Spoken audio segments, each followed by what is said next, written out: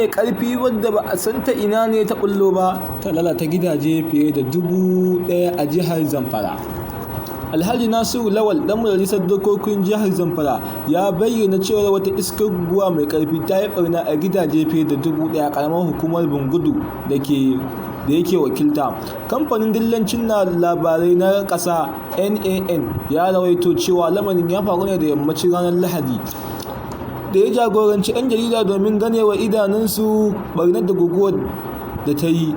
Bungudu ya bayyana lamarin da cewa abin takaici ne, irin wannan annoba na saka damuwa a zukatan jama'ar da ta shafa, shi yasa na gayyato ku domin ku ga irin ɓarnar da guguwar ta yi sannan ku sanar da duniya.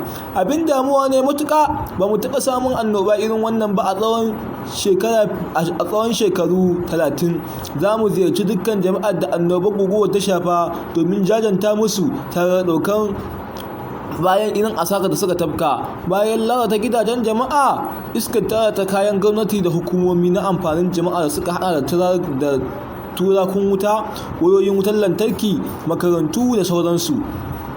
Hakanan kuma Bungudu ya sake cewa za mu gabatar da rahoton dukkan ɓarnar da guguwar ta yi ga hukumomin da abin ya shafa, musamman gwamnatin jiha, domin a gaggauta bayar da tallafi ga wanda suka yi asara. A cewar ɗan majalisar sarkin Bungudu Alhaji Hassan Attahiru ya buƙaci jama'ar da guguwar ta yi wa ɓarna da su ɗauki hakan a matsayin ƙaddara daga Allah. Hakanan ya ce mun gode wa Allah ba a samu asarar rai ko ɗaya ba sakamakon annobar da ta faru. Wasu mutane kalilan sun samu raunuka. Muna da bayanan dukkan gidaje da kayan amfani da na abinci. A cewar sarkin Attahiru ya yi kira ga jama'ar yankin da su kasance masu bin ka'ida dokokin masana kafin fara gina gidajen zama.